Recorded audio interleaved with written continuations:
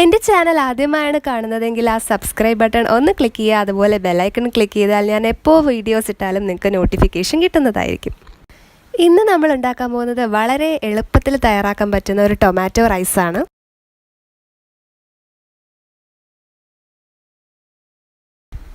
അപ്പോൾ ആദ്യം നമ്മൾ 1 ടീസ്പൂൺ നെയ്യ് ചേർക്കുക. നമ്മുടെ ഈ പാനിലോട്ട് 1 ടീസ്പൂൺ നെയ്യ്. ഇനി നമ്മൾ ഇതിലോട്ട് ചേർക്കുന്നത് പച്ചമുളകാണ്. അപ്പോൾ ഒരു 3 പച്ചമുളക് ഞാനിവിടെ എടുത്തിട്ടുണ്ട്. അത് നല്ലോണം നെടുകെ കീറിയിട്ട് ചേർത്ത് കൊടുക്കുക. അത് കഴിഞ്ഞിട്ട് ഇതിലോട്ട് വറ്റൽമുളകും ചേർത്ത് കൊടുക്കുക. ഒരു 3-4 വറ്റൽമുളക് ചേർക്കാം. അതും കൂടെ ചേർത്ത് നന്നായിട്ട് നമ്മളൊന്ന് മിക്സ് ചെയ്യാം. ഇത് കഴിഞ്ഞിട്ടാണ് നമ്മളിതിലോട്ട് സവാള ചേർത്ത് കൊടുക്കാൻ പോകുന്നത്. ഞാനിവിടെ ഒരു 2 സവാളയാണ് എടുത്തിരിക്കുന്നത്. അതും കൂടെ ചേർത്ത് കൊടുക്കുക. നീളത്തിലരിഞ്ഞ സവാളയാണ്. അതുകൂടെ ചേർത്ത് നന്നായിട്ടൊന്ന് മിക്സ് ചെയ്തെടുക്കുക.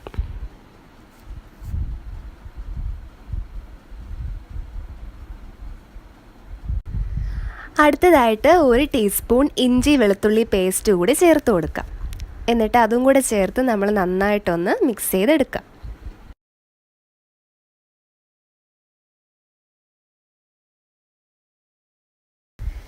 ഇനി നമ്മൾ ആവശ്യത്തിനുള്ള ഉപ്പും കൂടെ ചേർത്ത് കൊടുക്കുക. അപ്പോൾ നമ്മുടെ ആവശ്യാനുസരണം എത്രയാണോ നമുക്ക് വേണ്ടത് അതുപോലെ ഉപ്പ് ചേർത്ത് കൊടുക്കുക. ഞാനിവിടെ ഒരു 1.5 ടീസ്പൂൺ ഉപ്പ് ചേർക്കുന്നുണ്ട്.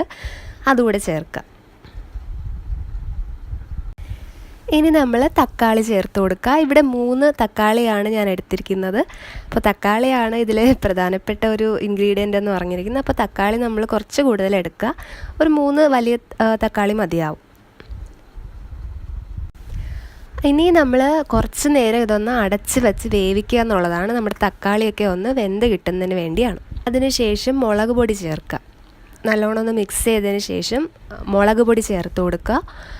മുളക് പൊടി ഇവിടെ 1 ടീസ്പൂൺ മുളക് പൊടിയാണ് ഞാൻ ചേർക്കാൻ പോകുന്നത്. കണ്ടില്ലേ, 1 ടീസ്പൂൺ മുളക് പൊടിയും കൂടെ ചേർത്ത് നന്നായിട്ടൊന്ന് മിക്സ് ചെയ്യാം.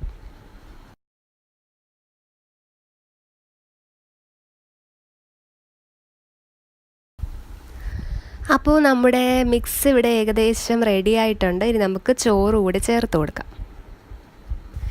ഇനി നമ്മൾ കുറച്ച് കറിവേപ്പില ആഡ് ചെയ്ത് കൊടുക്കുക. അതിനുശേഷം നമ്മൾ വേവിച്ച് വച്ചിരിക്കുന്ന ബസ്മതി അരി ചേർത്ത് കൊടുക്കുക.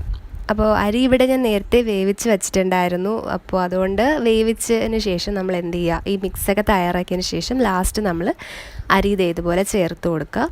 എന്നിട്ട് എല്ലാം കൂടെ നല്ലോണം ഒന്ന് യോജിപ്പിച്ചെടുക്കുക.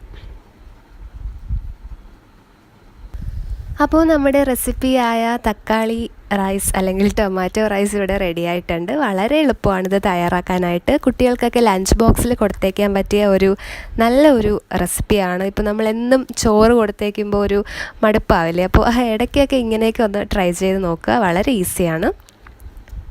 റെസിപ്പി ഇഷ്ടപ്പെട്ടാൽ ചാനൽ സബ്സ്ക്രൈബ് ചെയ്യുക, കമൻറ്റ് ചെയ്യാൻ മറക്കരുത്. അതുപോലെ ലൈക്ക് ചെയ്യുക. ബൈ.